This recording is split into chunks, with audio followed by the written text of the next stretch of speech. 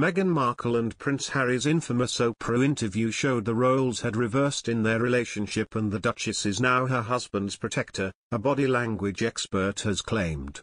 When Meghan agreed to marry Harry, she was also agreeing to become the Duchess of Sussex, and had a lot to learn about her newfound life. In the lead-up to their wedding and early on in their marriage, Harry helped guide Meghan through official engagements and meetings with the Queen and the rest of the family. But according to Judi James, a body language expert, a subtle hand gesture from the Duchess proved Harry's role as guide and protector is now over and the tide has changed in their relationship. Judi told the Mirror that Meghan's hand gestures during the famous interview showed she was confident while Harry was not. She said the prince was in need of support from his wife. The body language expert said, "I think when Meghan came to the UK, Harry very much saw himself in the role of overly protective husband that knew that all hell was going to break loose in terms of press and public interest, and was desperate to protect her, albeit that she presented herself as a very confident woman.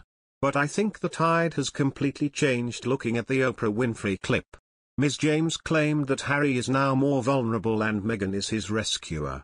She said, "Now she seems to have taken a much more vulnerable Harry back to the US with her, and she seems to be more in the role of rescuer and protector with him." In the famous interview, the couple sat side by side in a private garden as they detailed their experience of life within the royal family. Meghan made accusations of racism and said the Duchess of Cambridge made her cry, while Harry said his brother Prince William is trapped and claimed his dad Charles cut him off financially.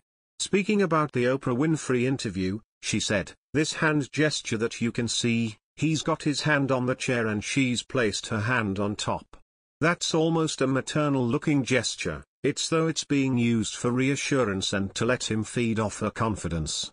Clearly she's friends with Oprah, she's used to being in front of the cameras, she's an actress, but to Harry this is a whole new world that he's being judged by and being asked to perform."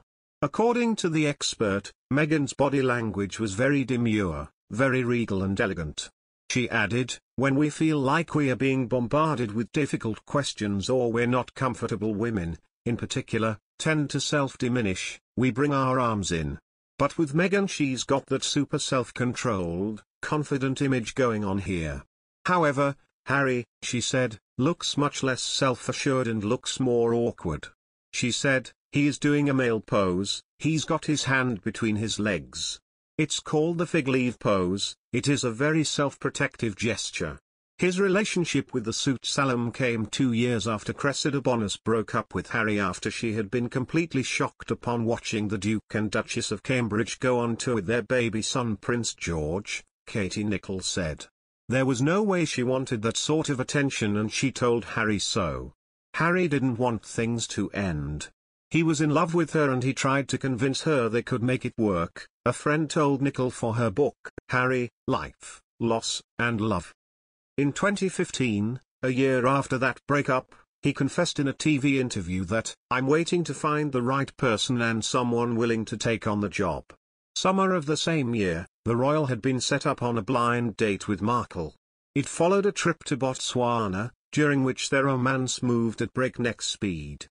Then in October 2015, after reports that the duo was officially dating emerged, the press began setting up camp outside Meghan's home and outside her mother Doria Ragland's house in Los Angeles. The media started scrutinizing Markle for being divorced, biracial, and one of the stars of a cable TV series.